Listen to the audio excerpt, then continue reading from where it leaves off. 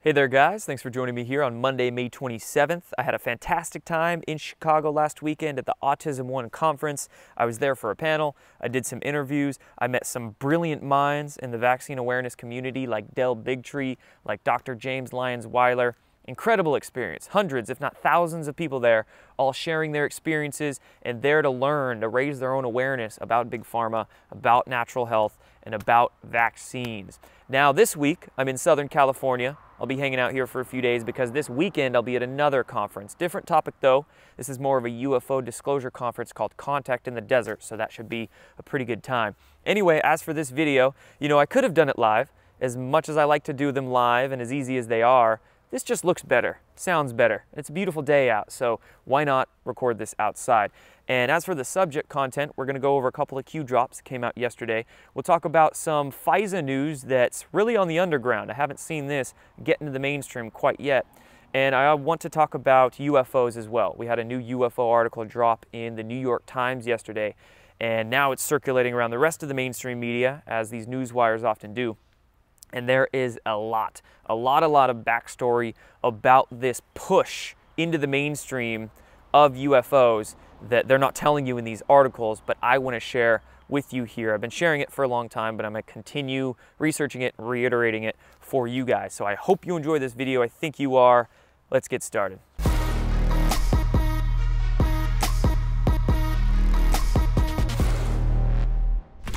All right guys, first of all, shout out to a sponsor of this channel, NOBLEGOLD Investments. What they do is help you invest your money into precious metals like gold, silver, and even palladium you can get into. But you can do that through the stock market. They can help you invest your IRA into precious metals, but I'm more of a fan of the collectible coins they have. They have commemorative collectible gold and silver coins. They have old rare ones. They have American flag bricks of silver you can get. They have Donald Trump commemorative coins. A lot of variety there that they have for you. And precious metals sounds old school, it kind of is, but I think it's going to make a big resurgence over the next few years. We'll see what happens with the Federal Reserve, the potential return of a gold standard. So I just think it's a wise decision to start looking into precious metals right now. NOBLEGOLD can help you with that, and there'll be some links in the description down below. Now let's get into those Q drops. So we're going to start with the first one, 3348 yesterday morning, and Q links a tweet for us, and in this tweet it's a photograph of some folks in Japan. Now of course President Trump has been in Japan the last few days meeting with officials over there, and this photograph is of folks in Japan holding MAGA signs, holding big Q signs. It's incredible seeing the support that they were showing over there. Now Q says in this drop, Japan public, China and SK meaning South Korea, non-public. So within the context of this drop, I take it to mean that the support for Q, the support we're seeing in Japan, is publicly known, but in China and in South Korea, other parts of Asia, it's not necessarily known. So this movement truly is bigger than we realize, and it is worldwide. So that's my interpretation of this particular drop. And then in the next one, 3349 here, this is a redrop of a post that Q made, you can see on March 20th, a couple of months ago. And this is reiterating the point of attacks on Q. Q says here, ask yourself a very simple question. Why would the fake news media and other controlled assets expend this amount of time and resources attempting to discredit, cast as a conspiracy, call Q a LARP if Q did not pose a significant risk or threat or danger to the powers in control? They wouldn't be. And of course, we always have our small-time trolls, the journalists that write for maybe the Daily Dot or the Daily Beast, and we have a bunch of trolls on Twitter and YouTube, of course, that attack Q. But in recent days, I've been seeing some bigger names take some time to attack Q. I was looking at independent journalist Caitlin Johnstone. She was releasing some Medium articles recently, and she was all over Twitter just saying the most ridiculous stuff about Q. And then Cassandra Fairbanks, blue check mark there.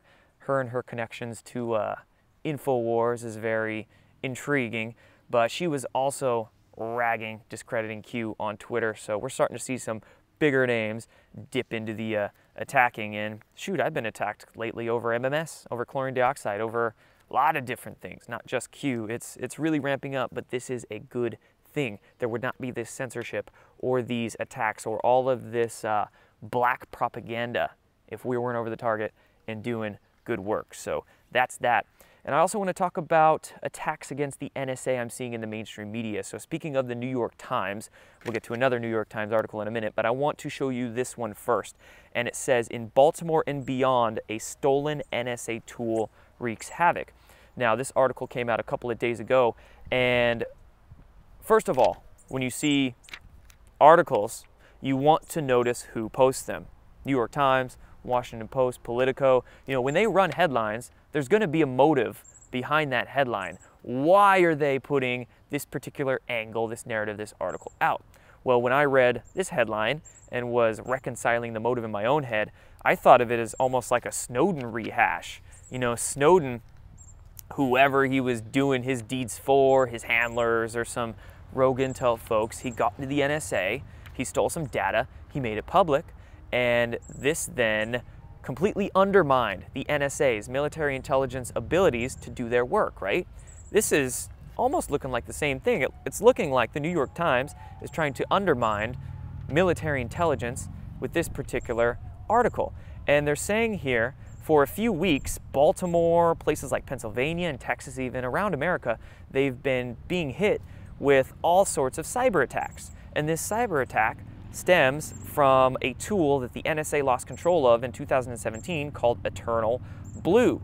And then that shadow brokers group is the group that dropped these particular NSA tools. So I'm thinking, man, is the shadow brokers some CIA connected group that was able to hack into or get access to this Eternal Blue tool, release it, and now all the mainstream media is attacking the NSA for making this, and you know, probably wasn't even their fault it got out, but they're acting like it's the NSA's fault. So it's looking like a total undermining of course, the NSA. The NSA connected to Q, connected to a lot of alliance movements, white hat movements, we could say. So that's what I see going on with this news story that's going around. Now let's get into the other news story from the New York Times that came out, and this is that UFO article. Again, when we see news outlets like the New York Times, like Politico, like the Washington Post, spearhead UFO articles, spearhead disclosure of this, you've got to ask why. What's their motive?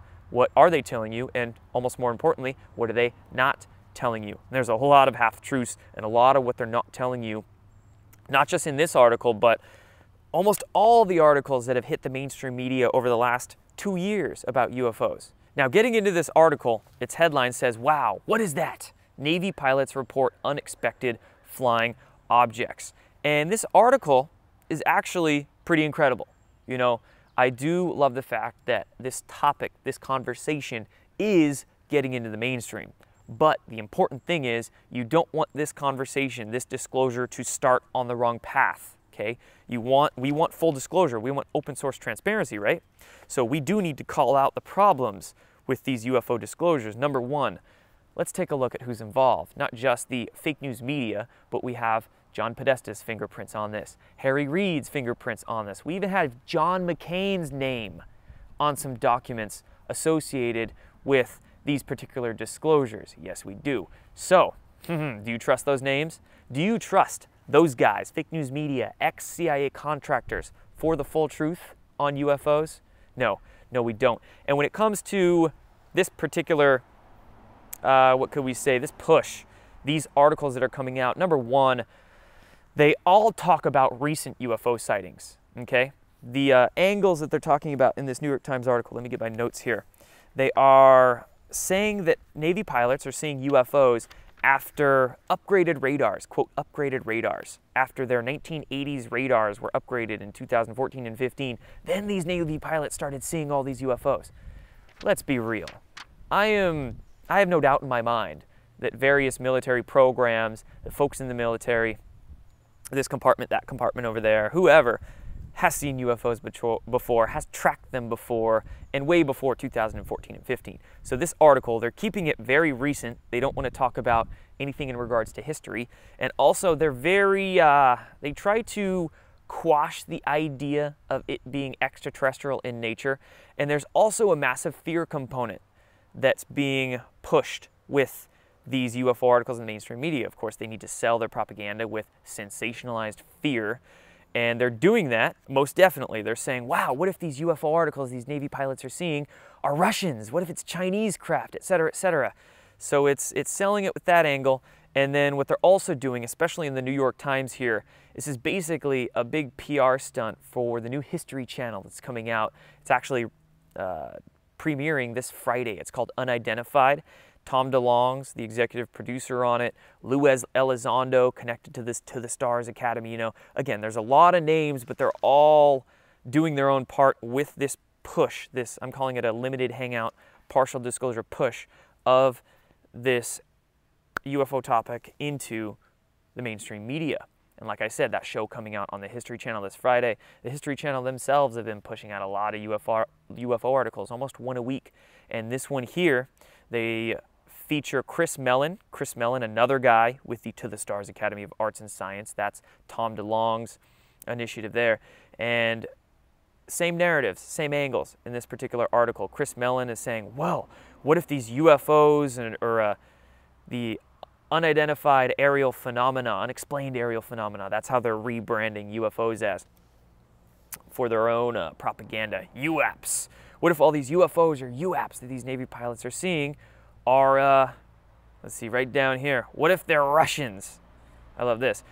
If one of those craft bore a Russia insignia, do you think the response would be different? So there's just so much hogwash that's being given to us, whitewashing that's being done with these articles. Again, half-truths, be very careful, discern. So much to discern with all of this. And you know, I know a lot of you folks in, say, the Q community or the anti-vax community, you're busy researching that stuff, but I'm seeing a lot of folks, especially in the Q realm, they see these mainstream articles and they don't do the due diligence of researching the names and the connections and getting down into it. You know, the UFO community is like its own rabbit hole niche over here. So you really need to spend the time to get familiar with it and research it before you make any sort of assumptions or think these articles are promoting a benevolent open source disclosure. All right. And one more space article, and we'll get into some other topics here. I saw the Washington Post a couple of days ago put out this. 50 years after Apollo, conspiracy theorists are still howling at the moon hoax. And this is a perfect example of fake conspiracies that are promoted to discredit real truth, real conspiracies, and muddy the waters, right? The fake moon landing hoax, it's just, there's so much nonsense that's promoted with it. People are like, oh, we can't get to space. Space is fake. We can't get through the Van Allen belts. The moon is a hologram. It's just so much nonsense I hear. In my opinion, through the years of research and all the authors and insiders and speakers I've talked to, yes, we landed on the moon. It's not, I don't see why it's going over people's minds, why it's so incredible to some people to think that we landed on the moon with Apollo. Yes, you can get through the Van Allen belts, but here's the thing. It doesn't mean there wasn't a fake filmed. What if they put the fake out just to muddy the waters and confuse a bunch of people and get people caught up with a bunch of nonsense, right? So we could have landed on the moon, or we did land on the moon. There could have been fakes filmed and put out there as well, but also, what did they find on the moon? That's probably why fakes were filmed and put out, and there's this fake moon landing, fake conspiracy, because they probably found some pretty incredible stuff on the moon, and they don't want that known to the public, so they're going to muddy the waters with psyops and fake conspiracies, etc. So think of these things, right? It's a very, very complex world we live in. Again, discernment, discernment, discernment. Very crucial in these times. Now let's get into the underground FISA news. So Gateway Pundit reporting on this from Neon Revolt, we'll get to that article in a sec, saying exclusive rumor swirling that fired Italian spies were connected to the plot to eliminate Trump. Now the Gateway Pundit was tipped off because this article was originally posted by Neon Revolt right here. Now I've never really followed Neon Revolt. Quite frankly, I've kind of isolated myself. I've always followed Q and reported on it since the beginning, but there's a lot of folks in the Q community that do their own reporting that I just haven't really followed. And it's not a personal thing. I just, I don't have the time, and I can I understand it. I can do my own decoding of the drops and whatnot. But this Neon Revolt article, the part about how the Italian intelligence community was basically not just spying on Trump, but they were almost looking like they were trying to frame him. A lot of incredible research here, dots being connected that, again, we don't know if this is 100% true, but great journalism that's being brought to light by Neon Revolt here. So I'll link this down below. Go check it out. And again, it's all this FISA stuff. It's not just about surveying Trump, getting some phone calls or looking at his computer or tracking his movements, right? It's not just spying on him. What they were literally trying to do was frame him, put information there to frame him and then get him impeached as such. Or you hear talk about that insurance policy. That insurance policy wasn't just to impeach him, could have been to assassinate him, okay? Real world, very deep, but needs to be brought to light. And pray for that man right there, President Trump. So now moving on, let's talk into a few health topics. Then we'll finish up here. So saw this today on Fox News. Study reveals more about link between cancer and poor diet. Let's look at a little bit of facts, and then we'll talk about this. More than 80,000 cancer cases in the U.S. were linked to poor diet, or around 5%. So 5% of cancer cases, they're saying, in this new study published in a journal, the JNCI Cancer Spectrum Journal. This study was conducted by the Friedman School of Nutrition Science at Tufts University. They analyzed cancer diagnosis data from 2015 and some other data. And again, they basically said that only 5% of cancer cases are linked to poor diet. Again, these studies are, you got to be careful with studies, okay? A lot of great can come from studies and scientific journals and whatnot, but there's a lot of nonsense that can come from them as well. 5% of cancer cases being linked to poor diet? Try 100%. That's what I would say.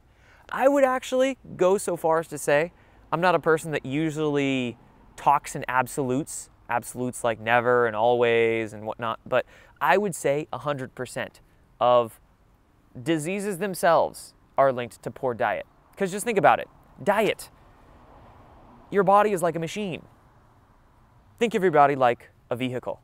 You got to put the proper fuel in there and make sure that the pipes in there aren't getting clogged up. By that I mean nutrition and toxicity. Well, what's the biggest form of toxins we ingest in our body? Bad foods. And by ingesting all these bad processed foods, we don't get hardly any vitamins and minerals in our bodies anymore. No enzymes, no probiotics. Just think about that. Your digestive system, your hormonal systems, your immune system, your nervous system, all the systems of your body require nutrients to function, require a variety of vitamins and minerals and enzymes and probiotics to function. So every malfunction, every dis-ease of your body has to do with malnutrition, toxicity, poor diet.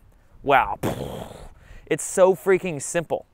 But they make you think that all this stuff is so complex and that you need to go to the white lab coats and the authorities for all of your information. You need to go to the mainstream media, the, again, quote, authorities for your information. It's just absurd, right? Do your own research, connect the dots for yourself, and it becomes so simple. So there's that. Now let's move on to some stuff coming out about vaccines. So Politico here. Politico is just, oh God, they're awful. It's incredible, right? Talking about UFOs earlier, it's like all of these news media outlets like the New York Times, Washington Post, Politico, all the ones pushing UFO disclosure to the mainstream are all the ones pushing the most fake news about everything else to the mainstream. Fake news about QAnon, fake news about President Trump, fake news about health and vaccines. Reconcile that. I don't know why that's going over so many people's heads. Anyway, Politico here, their headline, How the Anti-Vaccine Movement Crept into the GOP Mainstream. The headline here just kills me. It says, appeals to freedom are like the gateway drug to pseudoscience. What? Gateway drug to pseudoscience? Number one, again, I was just at a conference last weekend where I was talking to doctorates and scientists and big-time producers, just brilliant minds about how all the information, so much information we're given from the mainstream media and the mainstream fake science establishment is false. I mean, vaccine science is tobacco science these days. You want to talk about pseudoscience, look at vaccines. How is Merck actually studying them? We have Merck being sued for fudging vaccine studies. There's never actually been a double-blind, inert, placebo-controlled study on vaccines. Prove me wrong. And I like in this article that they pointed out that liberal enclaves, it used to be the left that were more vaccine skeptics, but it seems in recent years that somehow, through the media, through propaganda, I don't know, somehow the left has been just really screwed in the head by the propaganda. And they've almost completely flipped. Now so many people on that particular wing are saying we need mandatory vaccinations. And it's the right wing over here that's like, no, no, no, we want freedom. We want our own ability to make our own choices. We don't want to take your mandatory nonsense. It's interesting to see. You know, I'm not one that delves into that left wing, right wing kind of stuff, but it's just interesting to note. And this article is really kind of headlining that, how the right wing is really pushing for more freedom these days. So Politico, you can go screw yourselves with your pseudoscience claims, because it's not. NBC here. Also today, the measles infected nearly every child in the U.S. until the vaccine was introduced. More propaganda here. They act like, of course, the vaccines got rid of diseases, vaccine preventable diseases, as they always say. No, that's not really the case. It was more nutrition and sanitation that got rid of these infectious diseases, not the vaccines. And the MMR vaccine, Merck is the sole producer of the MMR vaccine in America here, and Merck is getting record-breaking profits. Reconcile that. But the MMR vaccine was made back in 1963. 1963. Those scientists that I was talking to at Autism One last weekend, they were giving me incredible perspective on how the MMR vaccine, it's so old that there could be all sorts of mutations in that particular measles virus that's used in the MMR that's totally different than the strains that are out there in the wild. So we're all getting shot up with this MMR vaccine that's 50 years old, and the 50-year-old viral DNA could be totally different than what's actually out there that we should protect ourselves against, right? That's just one tidbit of so many other examples that just totally destroy the vaccine propaganda, destroy the mainstream establishment pseudoscience, right? They're really the pseudoscience. They're really the conspiracy theorists, aren't they? So there's all that nonsense. And the last article I have here for you guys is Time Magazine on 5G. They wrote this 3 days ago. Everything you need to know about 5G. I love it. I love when a mainstream media headline starts like that. Everything you need to know. Oh yeah, everything I need to know is going to be in about 1,000 words here from a fake news agency. Yeah. And they're saying here, oh yeah, it's going to be a major boost for businesses and gamers, and live streamers are really trying to sell it to every single niche. It's going to be a big boost for everybody.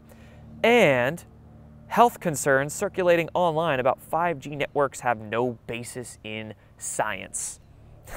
Oh my God, talk about lies. Like, when are these guys ever going to be held liable for all the lies that they knowingly are putting out? Maybe a few of these journalists unknowingly, but a lot of them are knowingly lying. 5G networks, 4G, Wi-Fi, EMF waves, absolutely so much information out there about the health concerns, about effects on our health from all this electrosmog. And in regards to 5G, a lot of these mainstream media articles circulating around right now are really trying to hammer that point home, trying to claim, allege that there's no basis in science for health concerns about 5G networks. So it's a big push right now to get this sold to the public. So there you go, guys. Do your own research. Do your own research on 5G, vaccines, on this UFO subject. The rabbit holes go deep. They all connect.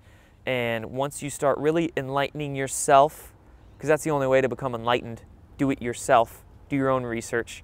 Come to, your own conclusions.